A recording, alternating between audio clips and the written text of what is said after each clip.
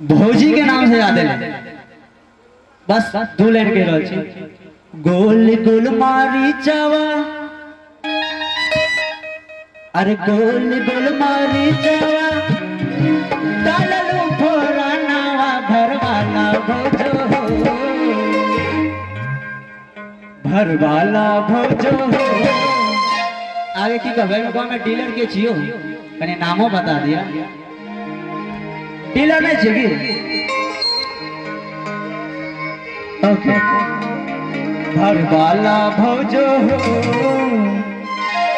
आ डीलर साहब से के लड़ना बाबा,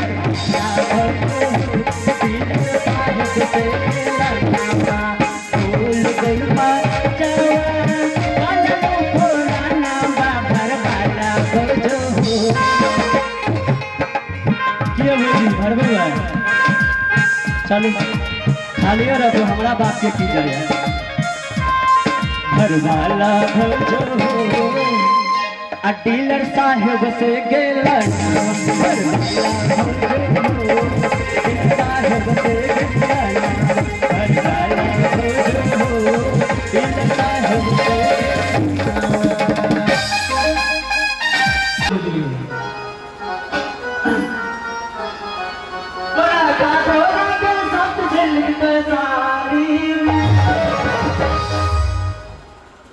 कन्या बैठक तोरा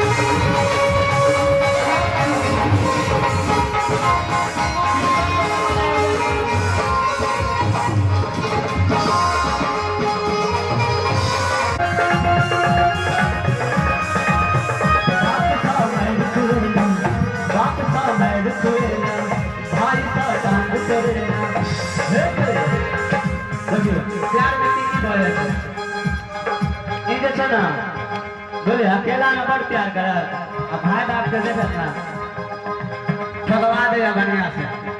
बोलिए लेकिन की बोले अरे की सब करे तोरा गाछ के तोर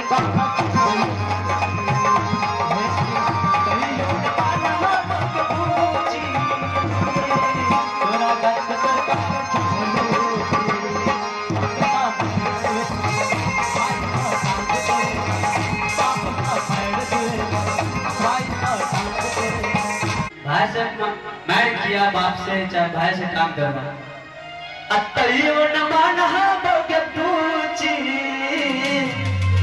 आ तोरा गाछ कतोर के